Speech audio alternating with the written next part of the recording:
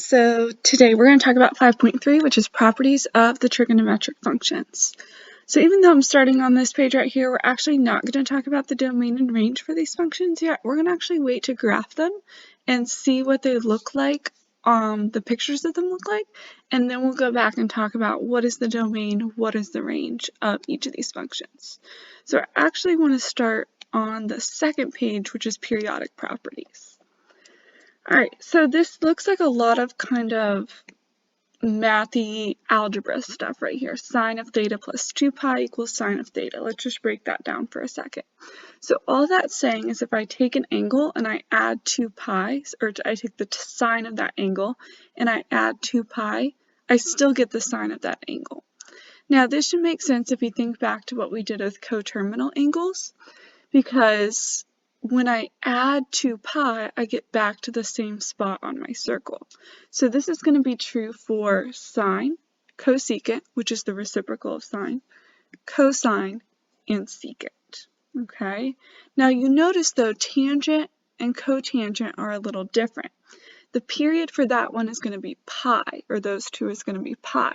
So that means that every pi it's going to repeat. So let's take a look at what that would look like. So right here, let's just do 0 and pi, because that's pretty easy. So right here is 1, 0, and right here is negative 1, 0. And we're just going to talk about tangent. So how do I find tangent again? Tangent is sine over cosine. So right here, sine over cosine would be 0 over 1, which would be 0. Alright, so then I can go again all the way over here to pi, and I would do the same thing. 0 over negative 1, well that's still 0. So tangent is going to repeat itself every pi. So at 0 it's 0, and at pi the tangent is also 0.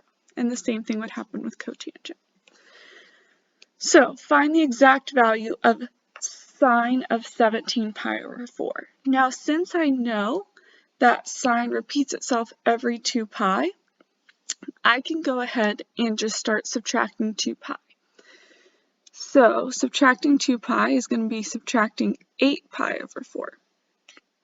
Okay, so minus 8 pi over 4 gives me sine of 9 pi over 4. Now, if I'm trying to make my life a little bit easier, 9 pi over 4 is still bigger than my unit circle. Okay, because remember 8 pi over 4 is 2 pi. So what I'm going to go ahead and do is I'm going to subtract 8 pi over 4 again. So subtract another 2 pi. Remember right here I'm just finding coterminal angles. You can also think about it that way. So that's going to give me sine of pi over 4. And I know that this is going to be equivalent to my original angle that I'm talking about. Alright, so sine of pi over 4. So I'm going to sketch out where that is. And my coordinates there are square root of 2 over 2, square root of 2 over 2. So the sign there is just square root of 2 over 2. Alright, cosine of 5 pi. So same thing here. I can keep subtracting 2 pi. Minus 2 pi is 3 pi. Minus 2 pi is pi. Until I get to something that's within my unit circle. So really I'm asking myself, what is the cosine of pi? So I'm going to go over to pi on my unit circle. The coordinate there is negative 1, 0. Cosine is my x value.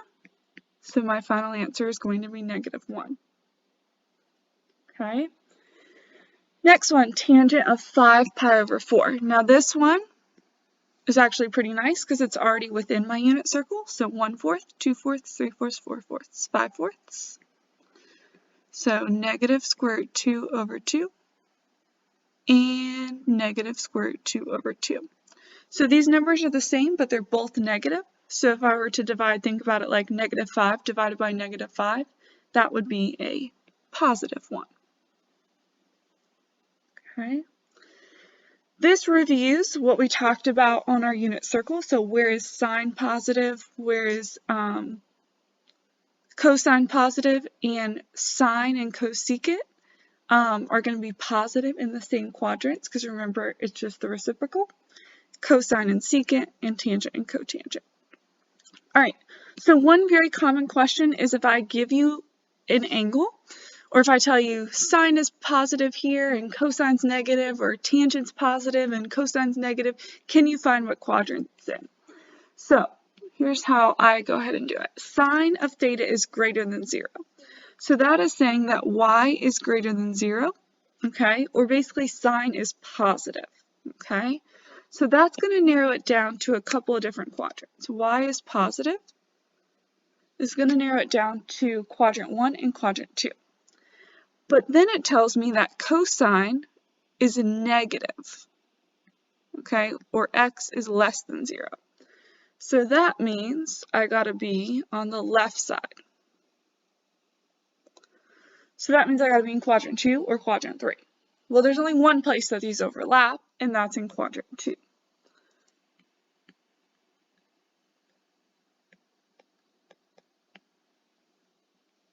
So therefore, it must be in quadrant 2. All right, reciprocal identities. We've been working with these for a little bit. Cosecant is 1 over sine, secant is 1 over cosine, and cotangent is 1 over tangent. Again, tangent is sine over cosine, and cotangent is cosine over sine.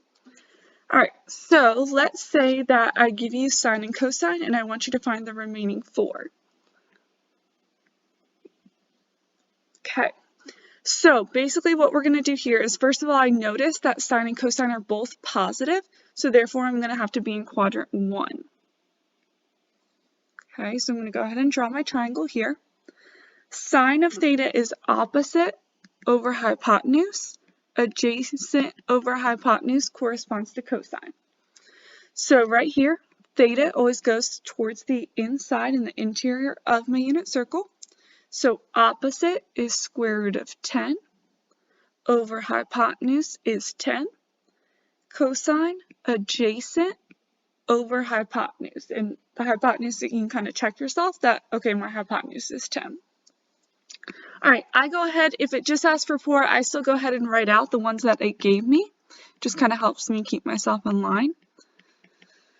So sine, cosine, tangent, cosecant, secant, and cotangent. So I'm going to quickly fill out sine and cosine since it gave it to me. Square root of 10 over 10, 3 square root 10 over 10. So tangent, remember, is opposite over adjacent. So square root of 10 over 3 square root of 10. I can cross those out, and I'm left with 1/3. All right, so cosecant of theta, I'm going to flip sine. So that's 10 over square root of 10. You can leave that as is. That's totally fine. Or if you wanted to or could recognize, you could rationalize that denominator. All right, next one, flipping this. So 10 square, 10,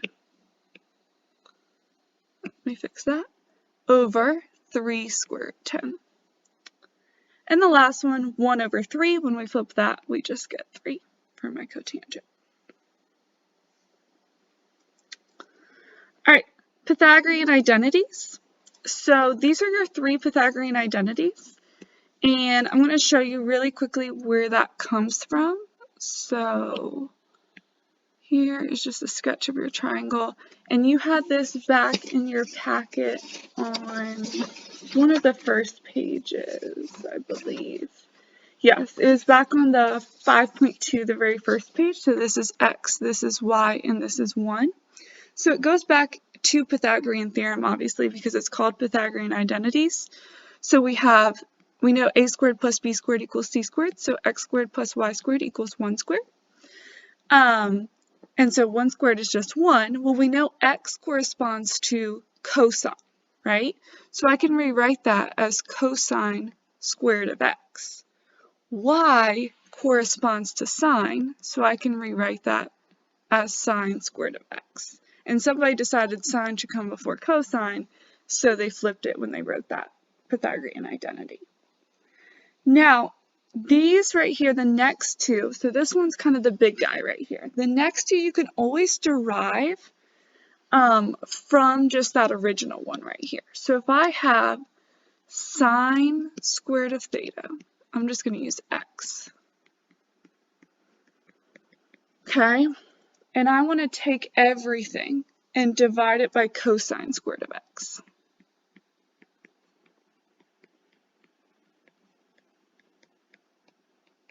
Okay, so sine squared of x over cosine squared of x. Well, I know sine over cosine is tangent. Cosine squared over cosine squared is 1. And 1 over cosine is secant squared. So this is how you get identity number 2. Again, you can just memorize identity number 2, totally fine. But if you get into a place where you're stuck and you're like, shoot, I don't remember my identities, okay? You really just have to memorize number 1, sine squared plus cosine squared equals 1, and then you can get your other 2. So let's find out how to find number 3. So sine squared of x plus cosine squared of x equals 1. Well, the last one I divided everything by cosine. This time I'm going to divide everything by sine.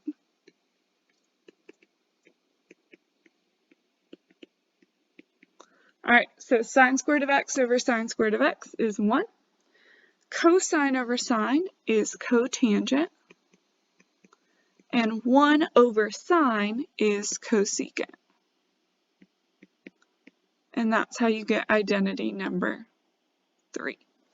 So don't worry or get too stressed about these 3 identities. They're really just going back to that Pythagorean theorem.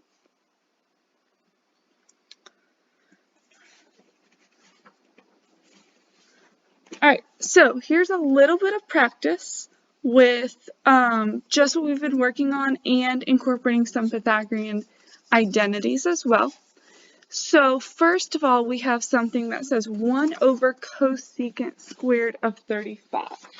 Okay, so first I need to recognize 1 over cosecant is the same as sine squared of 35 plus cosine squared of 35. Now you notice it says don't use a calculator, but 35 is not something that I know. So I need to recognize that anytime I have sine squared of something plus cosine squared of something, that's a Pythagorean identity. So sine squared of 35 plus cosine squared of 35, just going to be 1. Okay? Alright, right here, I have cosine of pi over 3 over sine of pi over 3. Okay, cosine over sine, that's cotangent. Minus cotangent. Okay, so cotangent of pi over 3 minus cotangent of pi over 3. Notice these are the same. Trig is going to be all about noticing things, so picking up on the things that they give you. They're going to give you all the necessary information. So if I have the same thing and I subtract it, well, that's just going to be 0. All right, next one. So sine is 1/3 and cosine is negative. So here I notice sine is positive, so I'm above the x-axis, and cosine is negative, so I'm lying in quadrant number 2. All right, so opposite over hypotenuse is 1/3, but they don't give you your third side. All right, well, we got to reach back to like math 1 and just use Pythagorean theorem. 1 squared plus x squared equals 3 squared. 1 plus x squared equals 9. X squared equals 8. And so then when I take the square root of 8, remember that 4 is a perfect square within there. So I'm going to take out the square root of 4, which the square root of 4 is 2. So I'm left with 2 square root 2. And remember, that has to be negative. Okay, now why is that negative? Because I went to the left. So here, this part should be negative. The black piece is negative because I went to the left. The 1 is positive because I went up. All right, so my remaining 5 trig functions. So sine of theta, cosine of theta, tangent, cosecant, secant, and cotangent. All right, so sine is 1/3. They gave that to you. Cosine is adjacent over hypotenuse. So let me clean that up. -2 square root 2/3. Remember, cosine is negative. Okay, and it gave that to you there. And tangent is opposite over adjacent. Okay. All right, cosecant, we're going to flip 1/3 to get 3. Secant, 3/-2 square root 2. And cotangent is -2 square root 2, and that would be over 1, so that would just give me the same thing. Okay. All right. Last little piece here. Even and odd. So even and odd just means that if I take the sine of a negative angle, it's going to give me the negative sign. So for example, and this just has to do with sine function. You'll see it a little bit better when we graph it, because remember when we talked about even and odd at the very beginning of the semester, if I plug in a negative x and I get the exact opposite, it's odd. And if I get the exact same thing, it's even. So cosine is going to be even and sine is going to be odd, and you'll see that when we graph it. So for example, if I were to do 45 degrees and -45 degrees, well, for cosine, they're going to be the same thing because they're the same x value. So these two values have the same cosine value, okay? The same x value. But for sine, they're going to be directly opposite of each other because the y is positive for 45 and it's negative for -45, okay? So that's actually the example that they give you in example A. So sine of 45 is going to be the same as negative sine of 45 degrees. Sine of 45 degrees, remember that's square root of 2/2. So then it should be negative square root 2/2. All right, cosine of negative pi. Now remember, negative pi is just going to be the same as pi. Negative pi actually puts you in the exact same spot on your unit circle. You're just going backwards. So that's going to be the same as cosine of pi, which is -1. All right, cotangent is odd. So this is going to be the same as negative cotangent of 3 pi over 2. Okay, so first let's find out what is the cotangent of 3 pi over 2. That's down here, so that's 0, -1. Well, the cotangent is cosine over sine. Cosine over sine is 0 over -1, which is 0. Well, it tells me to take 0 and make it negative, but that doesn't really make sense. -0 is still 0. So my final answer on this guy is still 0. All right, last one is tangent. Tangent is also odd. So therefore, this is the same as a negative tangent of 37 pi over 4. Now you're probably going to want to find a coterminal angle for 37 pi over 4 because it's too big on your unit circle. So I'm going to go ahead and start subtracting. So 37 pi over 4, I can go ahead and get rid of 4 pi all at once. I know that can get subtracted. So minus 16 pi over 4 gives me 21 pi over 4. And then I can do it again. Minus another 16 pi over 4 gives me 5 pi over 4. So my negative tangent of 5 pi over 4. All right, so 5 pi over 4 ends up being right here on your unit circle. Now tangent there, sine and cosine are both negative. So tangent there actually ends up being a positive 1 because remember at your fourths, sine and cosine are the same number. So tangent is a positive 1 because it's negative square root of 2/2 divided by negative square root of 2/2. So -1 gives me a negative 1. And I'm going to write out those coordinates right there for you. Okay. And that is how to use all of those properties. And that concludes this video.